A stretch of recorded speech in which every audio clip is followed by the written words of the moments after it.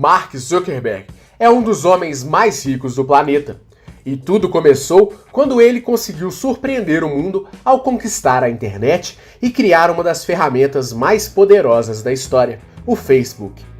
Mark Elliott Zuckerberg nasceu no dia 14 de maio de 1984, na cidade de White Plains, no estado de Nova York, nos Estados Unidos. Nascido em uma família judaica, ele é filho do dentista Edward e da psiquiatra Karen Zuckerberg. Mark também tem 3 irmãs, as empreendedoras Randy e Arielle Zuckerberg, e a pesquisadora de estudos clássicos Donna Zuckerberg. Desde garoto, o empreendedor teve uma vida confortável e pôde desfrutar de diversas tecnologias. O mundo eletrônico sempre lhe despertou grande admiração, inclusive por conta de seu filme favorito, Star Wars. Quando ainda era criança, seu pai o presenteou com um livro que mudaria sua vida, chamado C++ para Idiotas. O livro continha noções básicas de computação e programação e mudaria a vida do jovem Mark. Desde então, Mark passou a aprender programação e foi evoluindo também para outras fontes de conhecimento. Aos 11 anos, o garoto já desenvolvia suas primeiras linhas de código. Aos 13, começou a criar alguns pequenos jogos para computador. Na mesma época, ele lançou sua primeira empreitada, a ZuckNet. A rede ZuckNet ligava seu computador ao computador da clínica odontológica de seu pai. O programa permitia também que o computador de seu pai se comunicasse com outros computadores da própria clínica, tal como uma espécie de internet interna do consultório.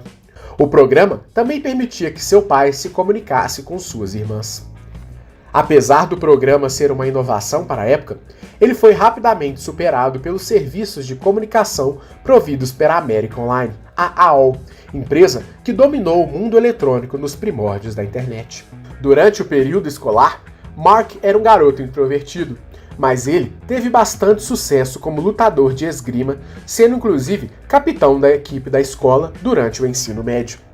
Entre 1998 e 2000, ele também teve aulas de programação com o desenvolvedor de softwares Dave Newman e também se formou na matéria pela Mercy College, de forma paralela à educação tradicional. Sua formação como programador o habilitou para que em 2001 ele criasse sua primeira iniciativa de sucesso, a Synapse Media Player, um programa capaz de rastrear preferências musicais dos usuários que estavam conectados à internet. O sistema surgiu em uma época em que a internet permitia que os usuários baixassem e ouvissem música gratuitamente, principalmente por conta de um programa que mudaria a indústria musical, o Napster. O Napster foi o primeiro programa revolucionário dentro do mercado de downloads de música, ao permitir que os usuários pudessem baixar qualquer música em seus computadores gratuitamente no formato MP3. Na época, o programa navegava em uma espécie de zona jurídica nebulosa, já que o download de músicas estava no limiar entre a legalidade e a ilegalidade. O programa protagonizou diversas batalhas judiciais com as maiores gravadoras da época, e também com vários artistas e produtores musicais. No final, a empresa que concentrou boa parte do tráfego da internet em dezenas de países, inclusive no Brasil, acabou tendo de fechar as portas. Seu fundador, Sean Parker, se tornaria mundialmente famoso como um empreendedor que foi capaz de escalar um negócio em todo o mundo, mas que acabou sucumbindo por conta de diversos processos judiciais e por estar violando os direitos de diversos autores. Entretanto, o boom criado pelo Napster acabou chamando a atenção de outros programadores, dando início à existência de outros programas semelhantes, como o Kazaa e o LimeWire, plantando uma semente que anos depois serviria de base para a criação de um sistema totalmente legalizado e que revolucionou o mercado de venda de músicas, o iTunes da Apple. Como o mercado de músicas online estava borbulhando, o projeto de Mark Zuckerberg logo chamou a atenção de investidores e compradores. Até mesmo a Microsoft chegou a fazer uma oferta para comprar a Synapse e contratar o jovem como empregado. Porém, Mark recusou o convite e decidiu continuar programando por conta própria. Há especulações de que tanto a Microsoft como a AOL ofereceram $1 milhão para adquirirem a solução. Porém, Zuckerberg não aceitou nenhuma delas. Paralelamente à sua criação, o empreendedor se dedicou aos estudos, ao ingressar na Universidade de Harvard, uma das mais prestigiadas universidades do mundo. Na universidade, Zuckerberg conheceu alguns amigos que lhe ajudariam no seu projeto mais ambicioso: Chris Hughes, Dustin Moskovitz e o brasileiro Eduardo Saverin. Juntos, eles criaram o FaceMash, um site em que estudantes comparavam fotos de alunas, a fim de escolher qual era a mais bonita. O programa estava disponível apenas para os estudantes de Harvard, e para conseguir as fotos, o grupo hackeou o banco de dados da universidade, que tinha uma foto de cada estudante que vivia no campus da escola. O site rapidamente se espalhou entre os estudantes de Harvard e começou a render as primeiras críticas ao empreendedor. Ao todo, foram mais de 22 mil visualizações em poucos dias. Porém, além das críticas das alunas, a direção de Harvard também exigiu a retirada do ar do site, por conta do uso das fotos que eram de propriedade da universidade. Além de ter de retirar o site do ar, os criadores do site também receberam uma advertência da faculdade.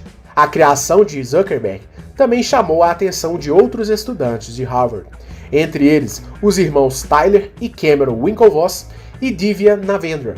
Há relatos de que os três jovens queriam criar uma rede social nos moldes dos populares MySpace e Friendster, que já existiam na época e faziam grande sucesso no mundo todo.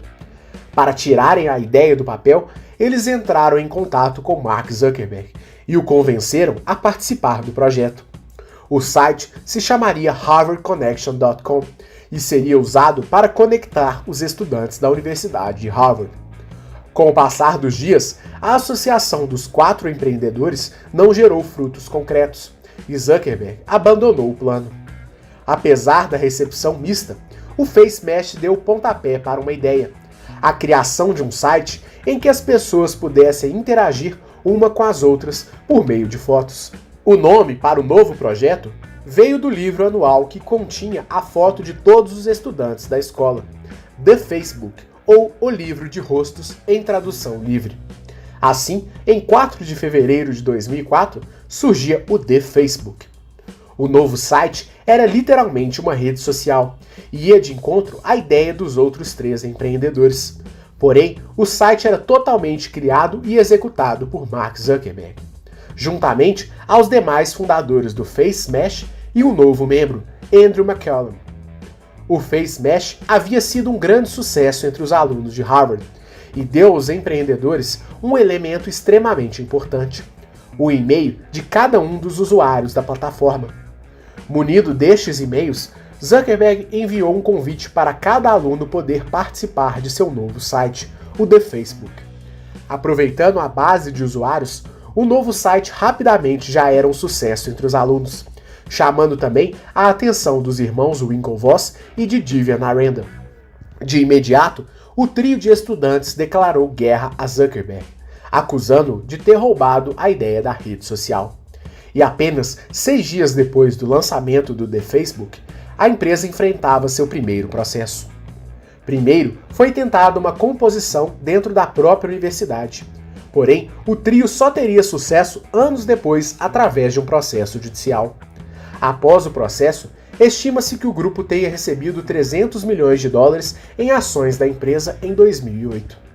Os irmãos Winklevoss se tornariam notícia anos depois, quando investiram cerca de $11 milhões em bitcoins. Em poucos anos, eles se tornaram as primeiras pessoas a alcançarem $1 bilhão em criptomoedas. O início do Facebook foi avassalador. Apesar de não ser a primeira rede social ou apresentar recursos inéditos, a plataforma chamava a atenção pela velocidade de seu crescimento. Em poucas semanas, a plataforma já havia conquistado outras faculdades tradicionais dos Estados Unidos, como Columbia e Yale.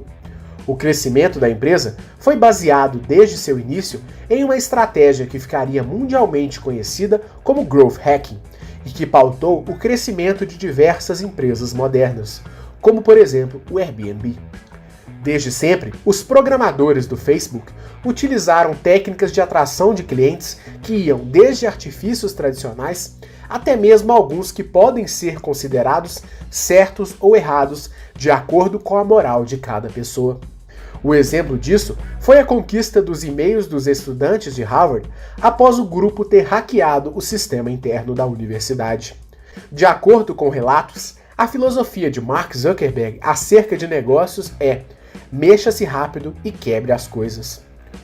O crescimento fez com que a plataforma explodisse em usuários dentro do meio universitário, de modo que aquele que conhecesse a plataforma também quisesse fazer parte dela.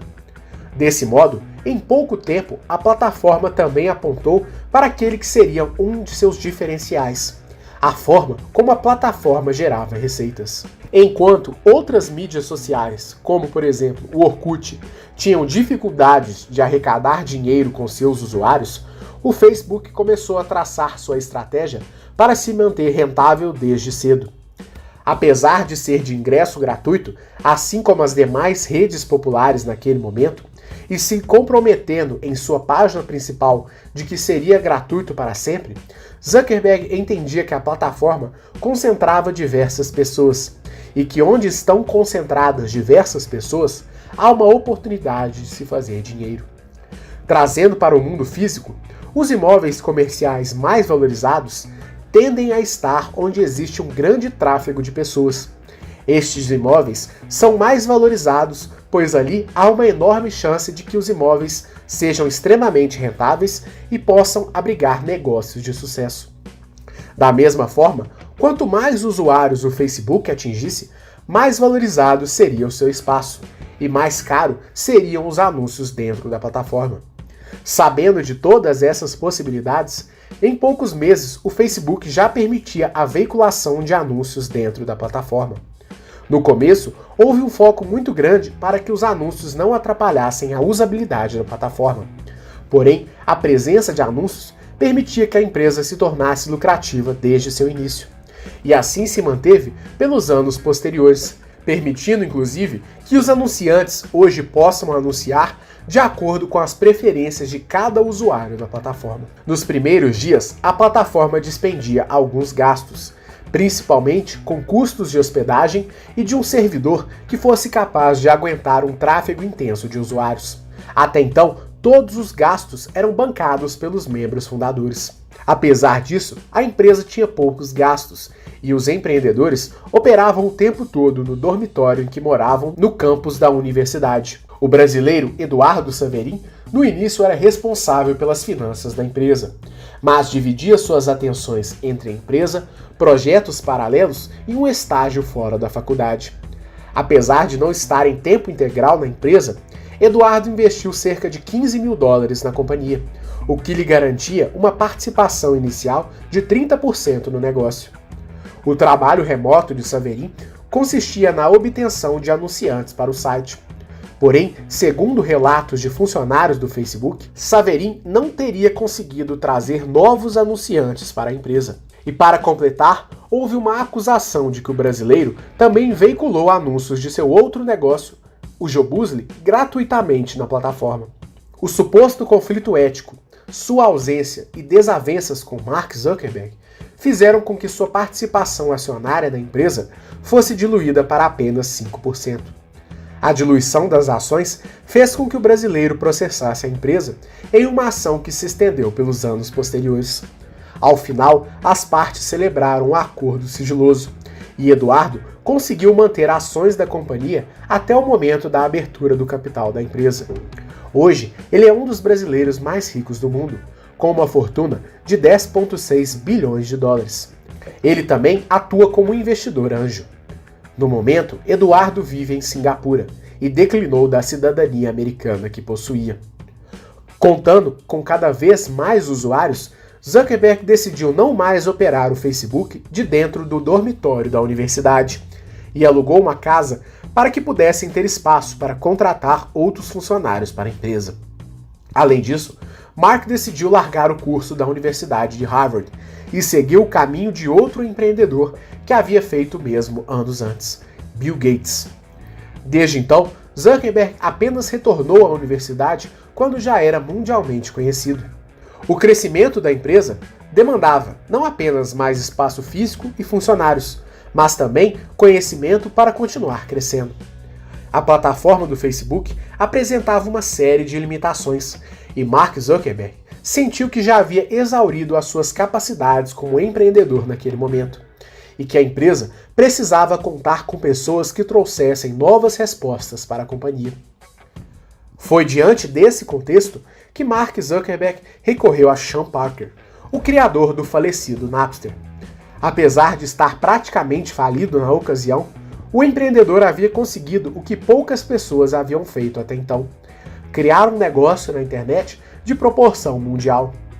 Por conta deste conhecimento, Zuckerberg decidiu nomear Parker como primeiro presidente do Facebook.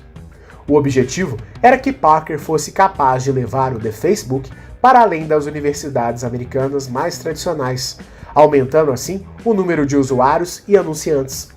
A primeira medida de Parker foi retirar o pronome the do nome da Facebook, fazendo com que o negócio se chamasse apenas Facebook. Posteriormente, Parker convenceu Zuckerberg a mudar a sede da empresa para a cidade de Palo Alto, na Califórnia, no coração do chamado Vale do Silício, local considerado a meca das startups e das empresas de tecnologia. O Vale abrigava milhares de empresas e já havia sido o berço de conglomerados como HP, Microsoft e Apple. Além disso, o fato de a empresa estar sediada no local permitia a interação dos funcionários da empresa com empreendedores e funcionários de outras empresas locais, que já haviam alcançado sucesso e reconhecimento.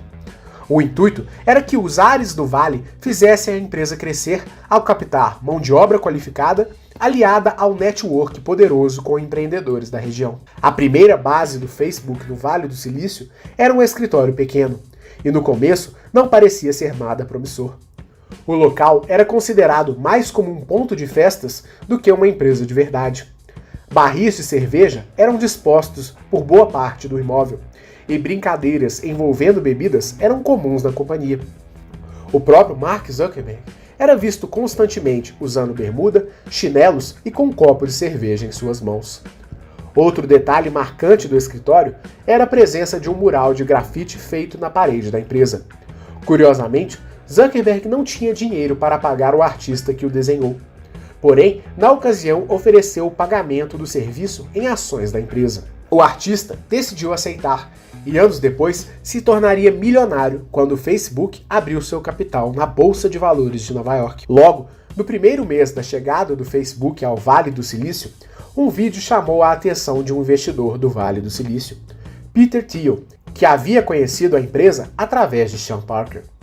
Thiel era um dos fundadores do PayPal e foi protagonista na empresa que lançou nomes como Elon Musk, Reid Hoffman, entre outros ao estrelato. Ele ainda é um dos membros da chamada máfia do PayPal, que gerou diversos milionários e bilionários. O PayPal foi vendido ao eBay em 2001 por um valor bilionário. Desde então, seus membros seguiram caminhos diferentes, e Peter Thiel se tornou investidor especializado em investimentos de alto risco. Se você quiser conhecer mais a fundo a história do grupo, o link estará na descrição deste vídeo. O vídeo mostrado a Peter Thiel mostrava a rotina dos funcionários do Facebook, em uma espécie de entrevista com Mark Zuckerberg. Nela, o empreendedor contava um pouco da história da empresa e a missão por trás do projeto: conectar pessoas. A filmagem era caseira. O ambiente não parecia dos mais prósperos ou propícios para uma empresa de sucesso. Porém, Thiel vislumbrou que a empresa vinha em uma linha crescente enorme e poderia se transformar em uma das sensações da internet. Sendo assim, ele investiu $500 mil na companhia e desde então se tornou o primeiro investidor externo da plataforma. Até então, somente funcionários e fundadores haviam colocado dinheiro na empreitada.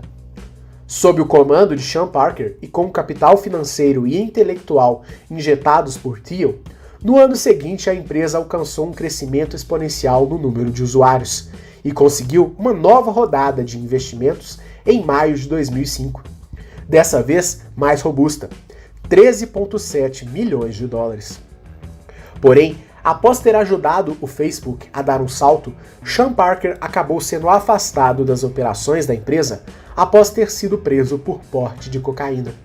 A notícia da prisão de Parker foi extremamente mal recebida por um dos investidores da empresa, que exigiu a saída do CEO da companhia. Segundo o Business Insider, a prisão do executivo não era um problema para Mark Zuckerberg, que inclusive teria pedido que Parker continuasse na empresa. Porém, por intervenção de Peter Thiel, Parker aceitou deixar a companhia e Zuckerberg também acatou a decisão. Apesar da demissão, o antigo executivo manteve suas ações na companhia. Outros membros importantes também deixaram o grupo nos meses seguintes. Andrew McCullum se desligou da empresa e retornou para seus estudos em Harvard.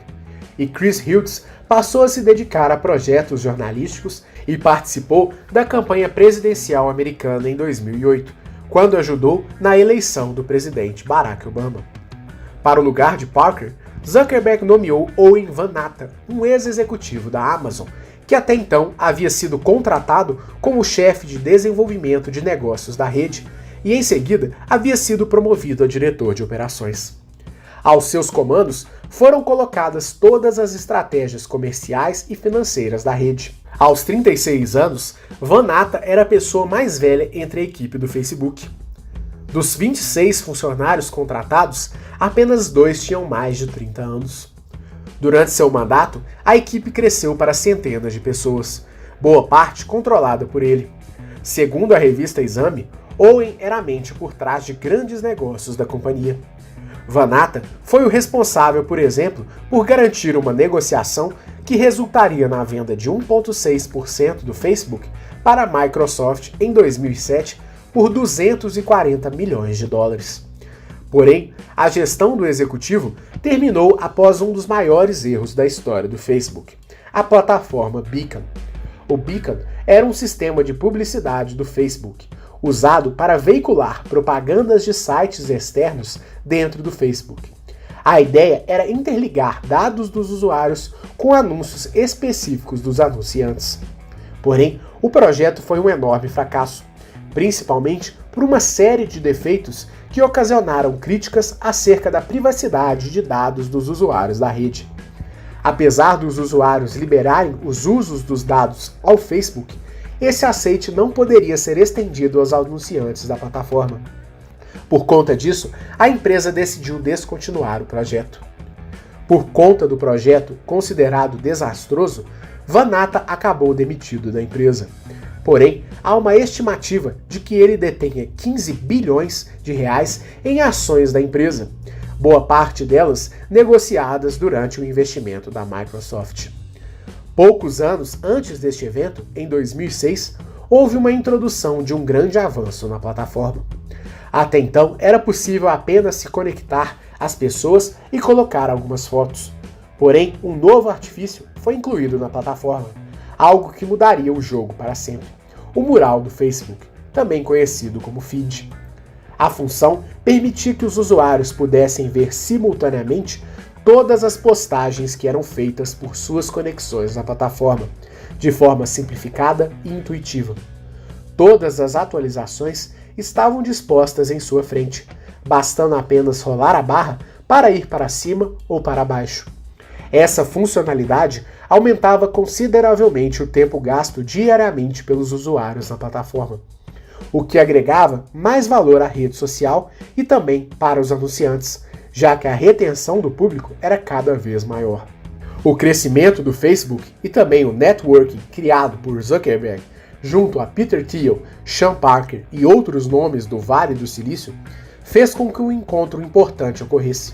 E em 2007, um encontro mudaria os rumos do Facebook.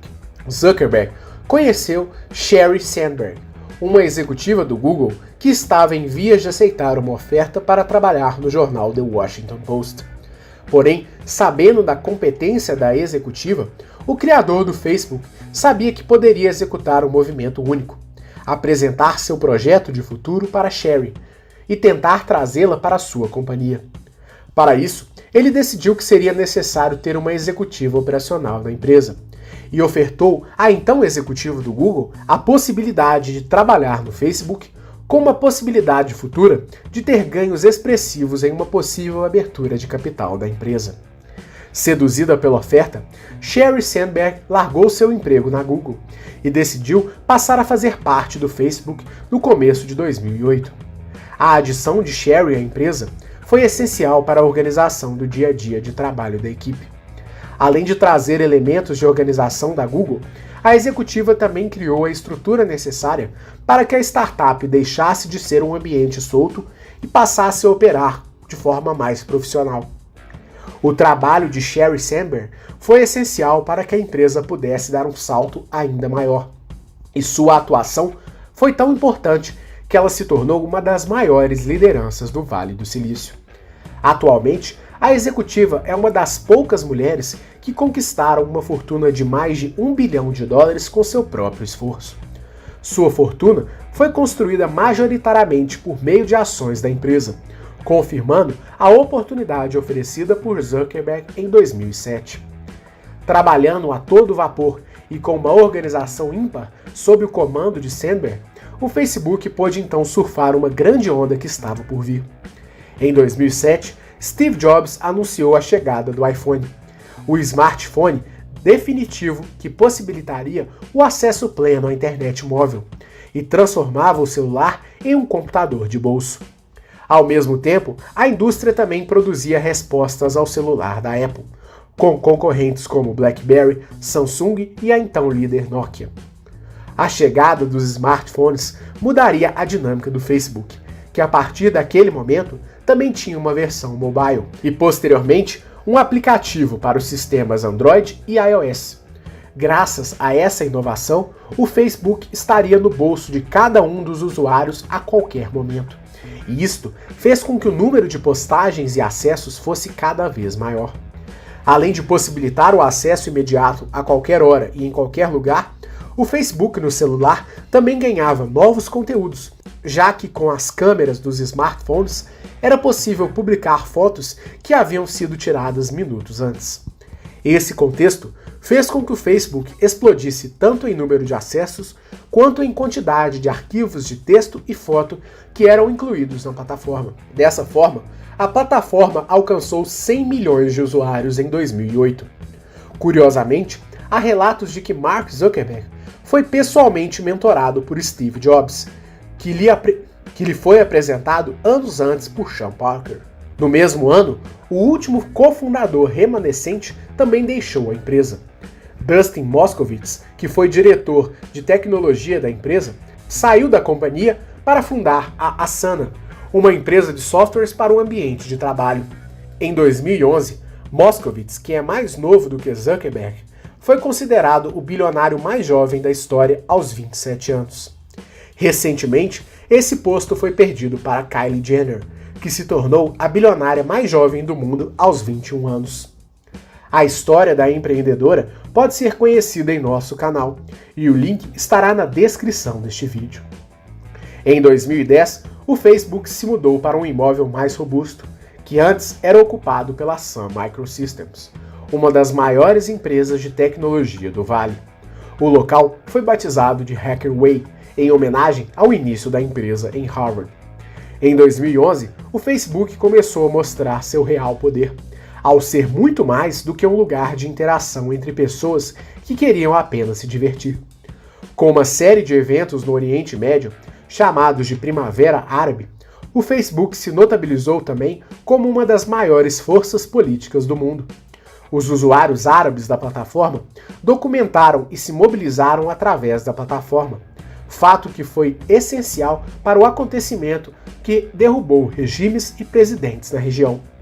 Os eventos também deram força para que o próprio Mark Zuckerberg assumisse um papel de liderança, ao se posicionar politicamente no sentido de que a internet era uma conquista e que deveria ser usada por todas as pessoas do mundo. De forma recorrente, o empreendedor era visto conversando com autoridades como o presidente americano Barack Obama. Na mesma época, o próprio presidente fez uma visita oficial à sede da empresa. Já o ano de 2012 foi mágico para a empresa. Primeiramente, em maio daquele ano, o Facebook chegou ao grande momento, a abertura de seu capital na Bolsa de Nova York. Na ocasião, a empresa conseguiu arrecadar 16 bilhões de dólares, na nona maior abertura de capital da história. No total, as ações da empresa somadas totalizaram um valor de 104 bilhões de dólares em valorização da empresa. A injeção de capital permitiu que a empresa continuasse crescendo, injetando novas funcionalidades. Em agosto do mesmo ano, a empresa comprou o Instagram por cerca de 1 bilhão de dólares. A aquisição foi considerada extremamente arriscada e o valor pago foi considerado exagerado. A história da fundação do Instagram pode ser conhecida em nosso canal e o link estará na descrição deste vídeo. De pronto, o Instagram foi integrado à família Facebook e recebeu atualizações e integrações com o próprio programa. Apesar do ceticismo, hoje a expectativa é que o Instagram supere o valor de mais de 100 bilhões de dólares em valorização nos próximos anos, segundo a Bloomberg. A rede de compartilhamento de fotos pode inclusive ultrapassar o Facebook nos próximos anos, dado a sua facilidade e simplicidade. Por fim, em outubro de 2012, o Facebook alcançou a marca de 1 bilhão de usuários ativos em todo o mundo. 3 anos depois, uma nova aquisição, dessa vez o WhatsApp. Para contar com o app de troca de mensagens, a empresa pagou 16 bilhões de dólares. Reunidas, as empresas fazem com que o Facebook seja a maior rede social da história e um conglomerado capaz de influenciar a vida de bilhões de pessoas. Apesar de todo o sucesso e de sua força, recentemente o Facebook vem enfrentando dificuldades por conta de suas políticas de privacidade. Segundo investigações, a empresa teria repassado dados de 87 milhões de usuários da rede para a Cambridge Analytica, uma empresa de análise de dados e comunicação estratégica voltada para processos eleitorais. O intuito do repasse seria ajudar a consultoria a influenciar eleições em diversos países do mundo. As investigações se transformaram no maior escândalo já sofrido pela rede e causou bilhões de dólares de prejuízo ao Facebook. Além de ter causado imenso prejuízo e ter ensejado até mesmo um depoimento do próprio Mark Zuckerberg ao Congresso americano, o escândalo terminou após o Facebook se comprometer com uma série de ajustes de conduta, incluindo a implementação de um sistema mais rigoroso de privacidade e a implementação do Regulamento Geral de Proteção de Dados em todas as áreas de atuação da rede. Ao longo de 15 anos de história, o Facebook conectou bilhões de pessoas, faturou centenas de bilhões de dólares e tornou Mark Zuckerberg um dos homens mais ricos do mundo, com uma fortuna superior a 70 bilhões de dólares em valores de outubro de 2019. O empreendedor hoje é casado com Priscilla Chan, que conheceu na universidade, e possui 2 filhas, Maxima e August Chan Zuckerberg. Além de um hábil empreendedor, Mark Zuckerberg tem se tornado também um grande filantropo, apoiando diversas causas em todo o mundo. Entretanto, ainda que o empreendedor tenha se tornado incrivelmente rico e capaz de conectar bilhões de pessoas, a imagem de Mark Zuckerberg permanece um mistério. Seria ele um herói ou um vilão? O que você acha? Compartilhe sua opinião conosco nos comentários. A história completa do Facebook pode ser conhecida com mais detalhes no livro Bilionários por Acaso, que foi adaptado para os cinemas no filme A Rede Social, que ganhou o Oscar de melhor roteiro adaptado, melhor trilha sonora e melhor edição. A trajetória de Mark Zuckerberg é mais um conteúdo gratuito de nosso canal, e foi um pedido de nosso inscrito Carlos Garcia. Lembrando que estamos produzindo diversos conteúdos gratuitos em nosso canal. Para continuar recebendo o nosso conteúdo gratuito, se inscreva em nosso canal e acione o sininho das notificações para receber as nossas atualizações. E se você quiser conhecer o nosso conteúdo exclusivo, se inscreva em nossa área de membros, no botão Tornar-se Membro, e receba ainda mais conhecimento. Esperamos que você tenha gostado, um grande abraço e até a próxima!